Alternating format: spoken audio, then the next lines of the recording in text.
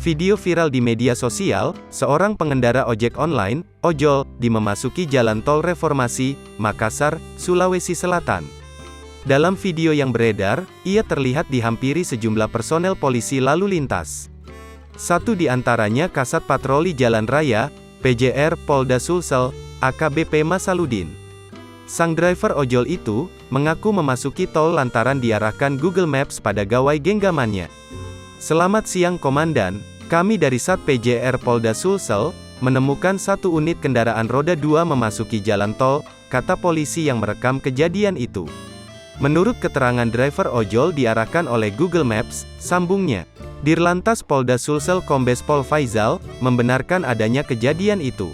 Menurutnya, sang pengendara ojol itu, tengah mengantar pesanan makanan menuju Jalan Kalimantan. Kronologis sepeda motor GoFood ini masuk jalan tol, karena mereka diarahkan oleh Google Maps, kata Kombes Pol Faizal kepada Tribun, Selasa, tanggal 18 Januari tahun 2022, siang, setelah pengendara tersebut sadar diri dan merasakan tidak ada sepeda motor di jalan selain dirinya baru minggir dan berhenti, sambungnya. Di saat yang sama, lanjut Faizal, petugas PJR Polda Sulsel yang tengah berpatroli pun mendapati. Tiba-tiba ada petugas berpatroli langsung memeriksa dan menanyakan kamu mau kemana?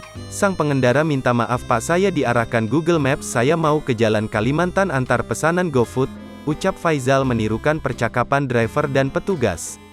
Sebelum diperbolehkan melanjutkan perjalanan keluar tol, tidak lupa kata Faizal, petugas yang mendapati melakukan pemeriksaan dokumen kelengkapan berkendara. Lanjut periksa surat-surat SIM dan STNK ada dan sedang mengantar makanan ke Jalan Kalimantan sesuai pesanan GoFood, ucap Faizal dalam keterangan tertulisnya. Dari petugas patroli mengarahkan dan menunjukkan jalan keluar menuju ke Jalan Kalimantan, sambungnya. Sementara itu, Kasat PJR Polda Sulsel AKBP Masaludin dikonfirmasi terpisah, mengaku hanya memberikan tindakan persuasif berupa teguran.